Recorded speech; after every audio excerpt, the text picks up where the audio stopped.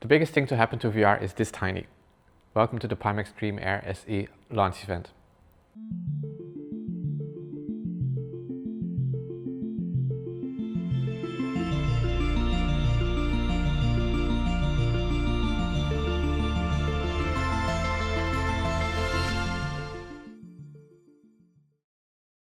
It's magic to see a device move from idea to technical drawings to a wacky prototype and then finally into a real product that goes to users. I grew up watching movies or reading books like Harry Potter or The Sword and the Stone or Lord of the Rings. And Harry, Merlin and Gandalf, they possess magic. But to me, engineers are the wizards of the 21st century. They use not once but code and components to bring life to new experiences. The Dream Air is our latest headset to enter mass production, and it's great to see the reception of the headset and the praise for the lenses and clarity and the un-Pimax-like size of it. Let's quickly hear some reactions. For the first time ever when it comes to a Pimax headset, I can confidently say that this is more than just a product for flight and racing sim enthusiasts. It's lightweight, offers incredible visuals and pretty much every high-end feature you could possibly ask for. It's almost liberating, and I genuinely haven't been so enthusiastic to jump back into a VR session. It's almost like a feeling of childhood glee, something that I've not experienced with any other VR headset. I know this headset's gonna be fire because people kept hyping it up, but it's blowing all my expectations out of the water right now.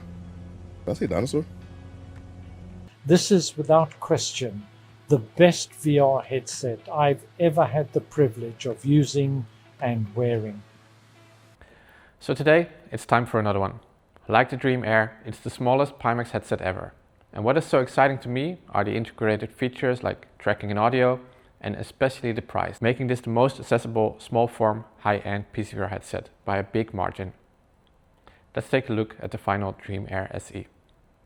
So let's quickly take you over it. The Dream Air SE has micro OLED panels with an incredible 2.5K resolution per eye. So a total resolution of 5120 by 2560 pixels, that is more than this television behind me. And unlike this TV, individual pixels can be entirely turned off. So if you're walking, flying, or racing in a night scene, it looks completely real.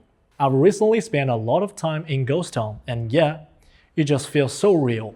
The refresh rate is 72 Hz, which with the response time from micro OLED, feels faster than the same refresh rate on QLED. The panels also support 90 Hz, and while the panel resolution always stays the same, the render resolution here is upscaled from 1920 by 1920 per eye to 2560 by 2560 per eye. We think it's good to be transparent about that. We couple these with these lenses.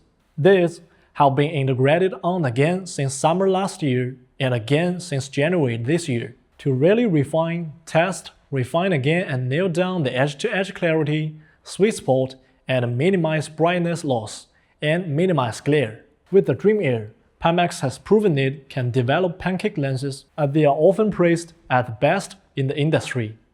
Those lenses have a very distinct concave surface, meaning they expand the field of view and the stereo overlap from these panels. The Dream Air SE uses the same principle, but specifically designed and optimized for this panel, meaning the concave elements is not on the outside, it's in the middle here. As for using the headset, let's head to Martin and Alex. Hi everyone, Martin here. Like with all previous headsets that Pimax has released over the years, I am one of the first internal testers to get my hands on the Dream Air SE production sample. And if you know me, then you also know I am a picky guy, a high-end VR nerd with very high expectations.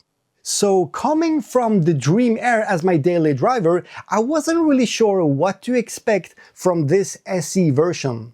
But I gotta tell you though, I really like it. A headset that costs roughly 50% of the price of our flagship Dream Air, meanwhile delivering at least 80% of the same high-end VR experience. It's the same small form factor, same design, identical audio, high-resolution micro-OLED panels with pure blacks, beautiful colors, and most importantly, crazy sharpness and clarity, probably also thanks to those custom-designed pancake lenses. The field of view and the edge-to-edge clarity is not far off from Dream Air's, and on top of that, the Dream Air SE is housing the same Tobii eye tracking with the motorized IPD and of course DFR and quad view support. And I'm not even going to start to talk about the performance gains and frame rates using this headset. Personally, I expected Dream Air SE to be high-end, but obviously a scaled-down headset mainly attracting VR chat users and casual gamers. And it can very well fit into that category thanks to its price-to-performance ratio. But as an enthusiast that's been around in VR for roughly 10 years now, doing a lot of VR flight and racing simulators, I am shockingly impressed, meanwhile quite surprised. I will tell you more about it in my upcoming videos, and I really look forward hearing your first impressions. Pimax Dream Air SE Slam Edition on my face, and how does it feel to actually be playing with it and racing with it?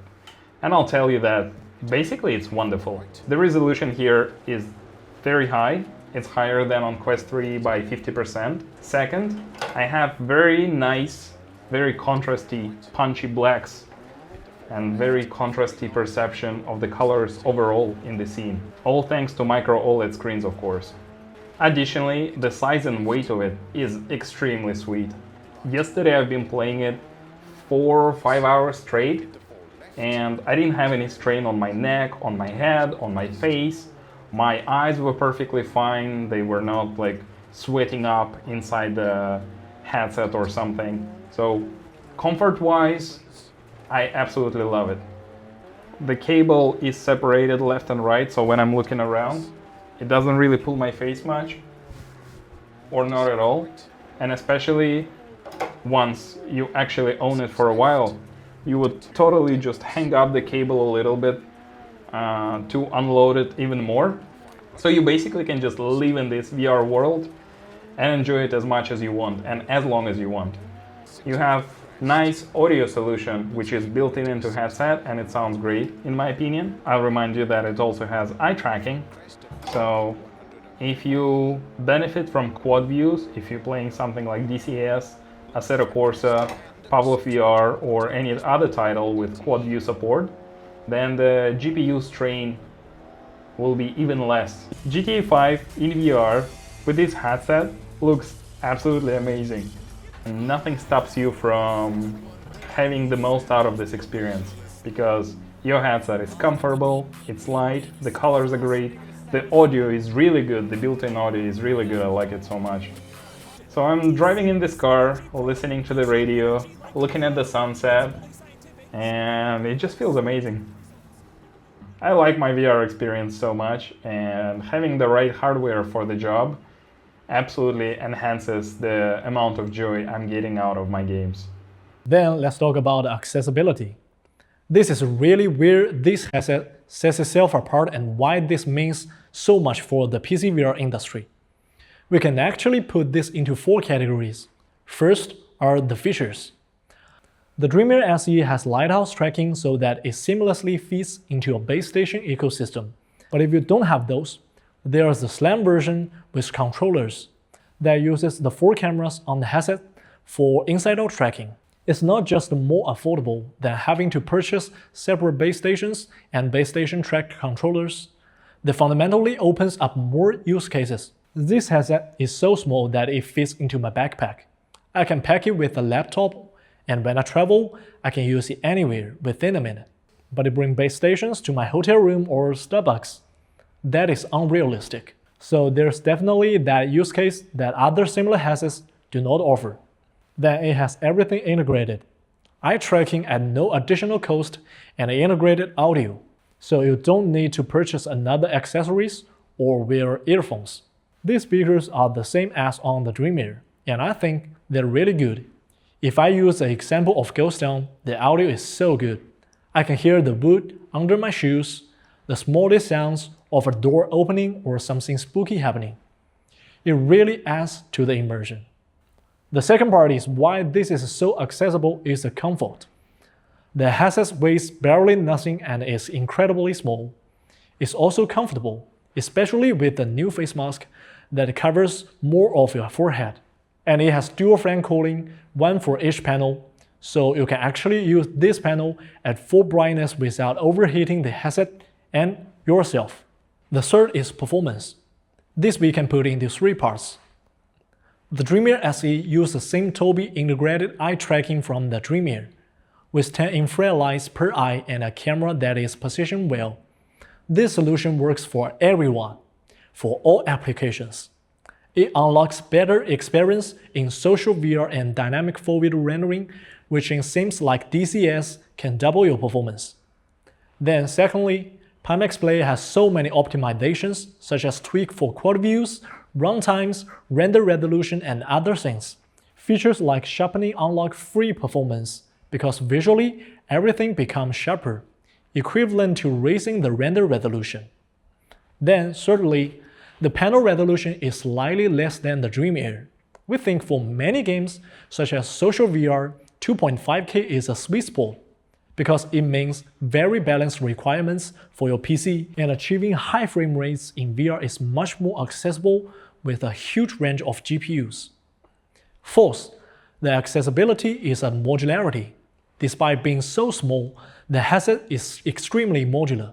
The audio stand can be removed, the back strap is replaceable, and the face mask magnetically clips on. There is an additional USB-C port on the top and screw holes for additional straps. We have shared SDB files of the Dream Air and the Dream Air SE on printables.